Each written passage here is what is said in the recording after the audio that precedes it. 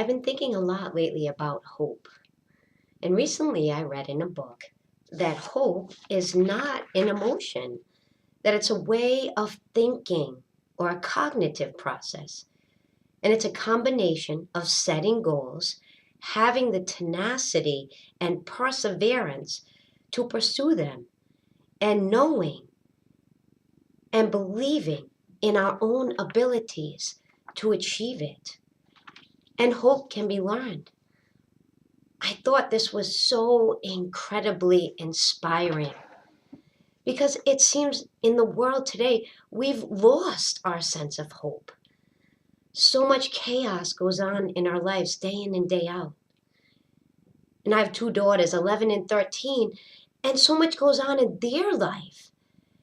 And it is always about recognizing different moments as the possible. I'm always trying to inspire them that anything's possible. I love that quote by Audrey Hepburn. She said, even the word impossible says I'm possible. Yay, yay. Love that idea, right? Because if we're going to change our lives, change the level of love, the level of peace, the level of joy and happiness that we are living, something has to shift. Something has to bring us back to this hope for a better day, for a better tomorrow, for a better world, right? We're always reminded when major catastrophes are going on that this too shall pass, right? This too shall pass. This is a moment in time. This is an experience in time. And resting behind that is the possible. Do we really believe that? Because once we choose hope, anything's possible. It creates this process within our mental environment where we turn to something that is greater than we are, right? We understand that behind everything, there is something greater than our individual tiny little being presence here, right? There's something behind that. Well, in faith, as we walk in faith, we understand that allows our hope to grow, right? The faith of things not yet seen, but hoped for, right? That in itself can change how we view our life. That can change how we step out, taking action in faith, right? Hoping for something different somehow, right? Not living from what came before, but living from this new moment. This extraordinary time where all of our seeming needs as humans are kind of met at a level. Even though in the world today, in America, we are the most depressed. We are the most overweight. We are the most in debt that we've ever been. How can this be? How can this possibly be at this time and juncture? When we look back at our ancestors, they came here to this country, to America, because they had hope for something different. They were seeking a freedom to create a different life. They had this incredible hope, even though they did not know what awaited them. They trusted in the process of the possible, right? They were dedicated. They were devoted. They were disciplined.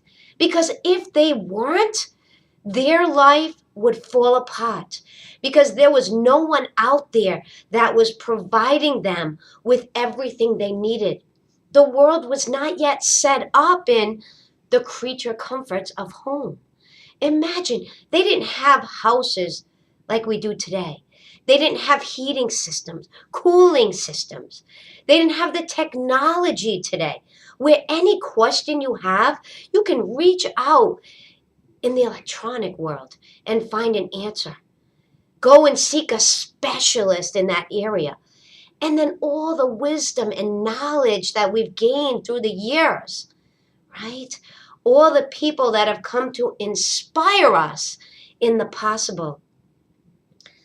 I love the incredible, inspiring story of Roger Bannister. You're probably like, who is Roger Bannister? Well, he was the first human being to break the 4-minute mile. Before that, it seemed impossible. No one could do it. The fastest people on earth couldn't do it. So then all of the scientists and everybody was saying, it's not humanly possible to break this benchmark, right? And Roger said, well, I don't believe that. I believe that it is possible. So he broke first and foremost his mental barrier to it. He first and foremost believed in his mind that it was possible. So he disciplined himself. He devoted himself day in and day out to train his body to do something humanly at the time impossible. He broke it down in little pieces. And then the moment in 1952 where he achieved that goal. He broke the record, the wall, the barrier that had been created for so long. The belief that a human being could not run less than a 4-minute mile, right? Once that belief was shattered and broken, suddenly other people believed that they could do it. And 46 days later, his record was broken. What does that show us as human beings, right? As Jesus taught, it is done unto us as we believe.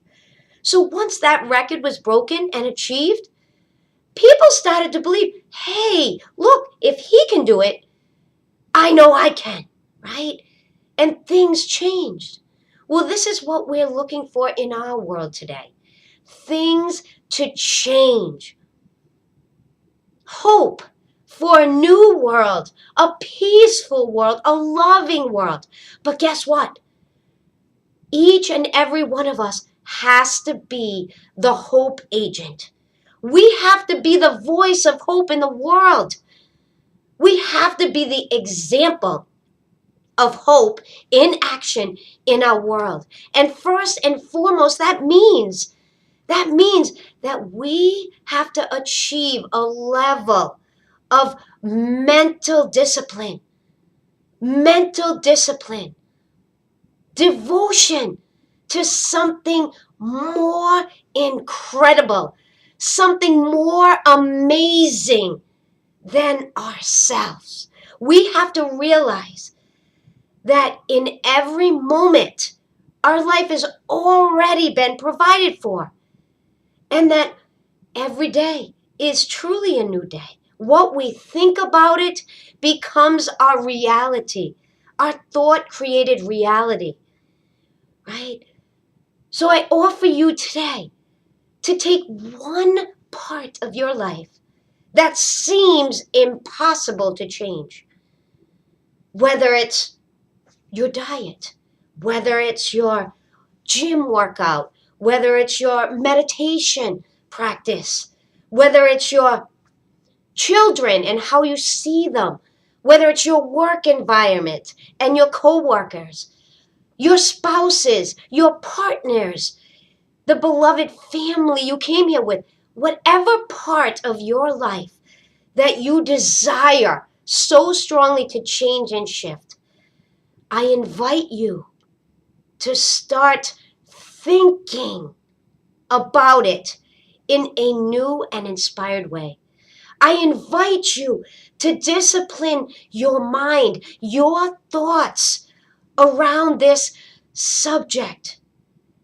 And every time a thought comes in, when you become aware of it, remind yourself that that may have been how it was.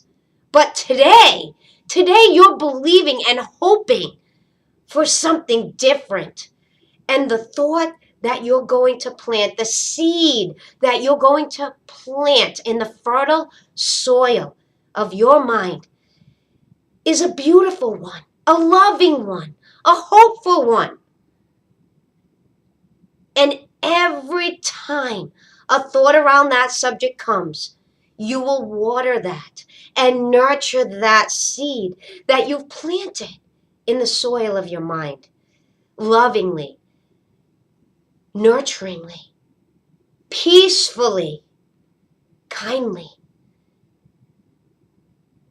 Remember, this journey is one about your beliefs. It is one about your dominant mental environment, the habits that you participate in. So today, be a hope agent. Be the voice of hope for yourself first. Be the voice in your world that creates the change and the shift to happen. Be disciplined, be devoted, be gentle and loving kind to yourself.